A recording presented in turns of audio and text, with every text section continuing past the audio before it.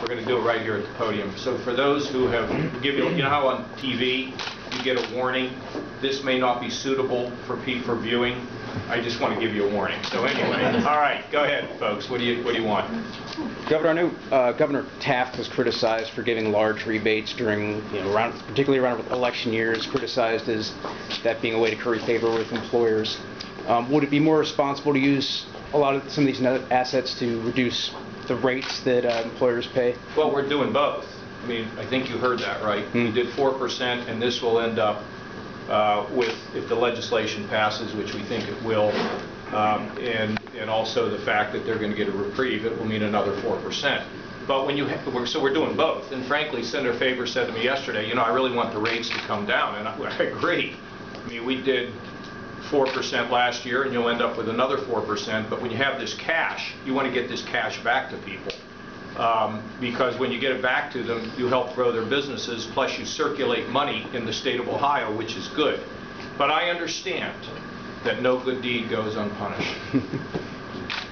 Governor, you're giving back $1 billion at this point, while you've still got about an $800 million court judgment. Yeah, that's reserved for, Jim. So that money is already reserved. So I'll let Steve make a comment about that. But you never want to get yourself in a position. Look, I'm conservative with my own investing, and I spent time early on with the Bureau. Steve will tell you there were things that I objected to that they wanted to do, but we had a full and complete discussion.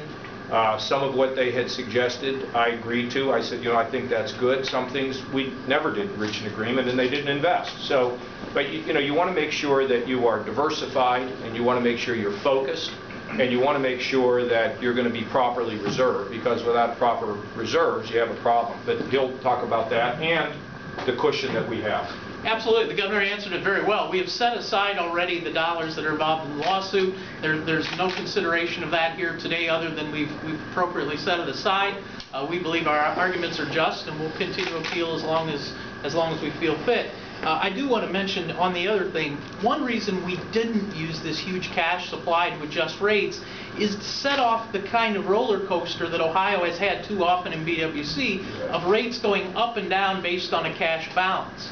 We have set rates, and we will continue to set rates in a way that take care of the claims that come in during that premium year as the rates are set. And so that's the goal when you do rate setting.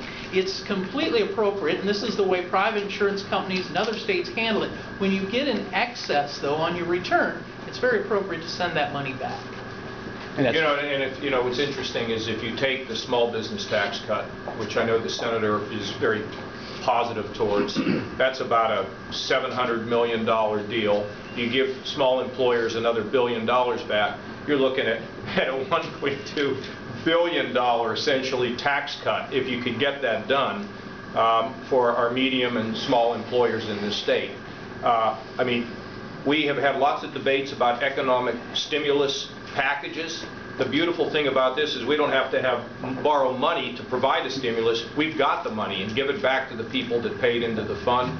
And frankly, I think when they get their checks, they'll probably run immediately to the bank, because I'm not sure they would think that it would cash.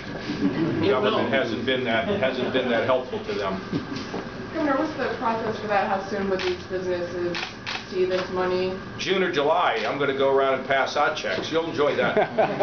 Okay. I think that's when they expect. But look, the board has to approve it. The board has talked to me about, some members of the board have talked to me about this. And, we spent a lot of time on this. You don't just do this on the back of an envelope. Steve came in on 2 or 3 separate occasions, kind of line up, what is the cushion, what is the reserve, what needs to be done. And so the cushion, the appropriate amount of cushion, even after giving back the $1 billion, is maintained. Now, I can't predict to you what this economy is going to do, and that's why you keep large reserves. And it's necessary and it's important. But the other thing that's happening in our state that is helping us is we love manufacturing. The guy I talked to today, the auto parts guy, I mean, they make things, and we're all for that. But we believe the strategy towards diversifying this economy. I mean, you think about Chase and the number of employees they have. You think about Philips Imaging coming to Ohio from California. You think about you think about the Abbott Labs. I mean, we're starting to see a very diversified, improve towards a much more diversified economy, which I think is really important. Because having the economy diversified is just like investing. You know, diversify, and something goes wrong in one sector, it's not going to take the whole state down. This is helpful. This is helping as well in the path towards that, which we really want to aggressively encourage. Governor, yesterday, as some House members explained their right-to-work legislation, they said one of the reasons we need to do this is because it'll help the economic climate in Ohio. In the past, you've said that we don't need it in Ohio, and I'm just curious where you stand now. Well, as you know, I would say that you guys have been working overtime in terms of talking about our budget, and some people would argue this is maybe the most comprehensive and aggressive budget in modern times. That's my agenda, and that's what we're sticking to. So we're very focused on this, and Senator Faber had some things to say yesterday, and I think he put it all in the right place. Let me also tell you that, just to give you a little rundown on this, I know that after the Turnpike passed, I mean, this was declared to be the death knell for anybody who would touch the Turnpike. It has passed, and it passed overwhelmingly with bipartisan support. That would normally be something that a governor would do. It would take about a year or two to get it done. So we got that done in a short period of time, and the legislature did it.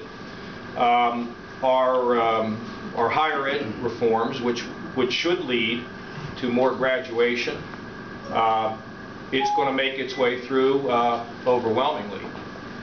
We're going to have a tax cut. It's just a matter of what the size is going to be. I mean, we're guaranteed of a $700 million one, but we all work together to figure out how we can build that up. And we'll see, but there are good talks going on.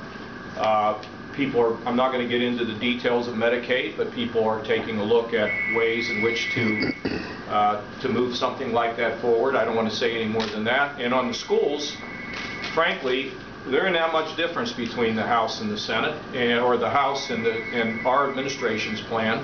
But there are some important elements we have to look at, but the most important thing is we're going to increase this K through 12 by well over $1 billion, and that's good news for Ohioans. So that agenda, we work on that every day, and I got a million other things I'm thinking about. So, okay, thank you all very much. Thanks for being here.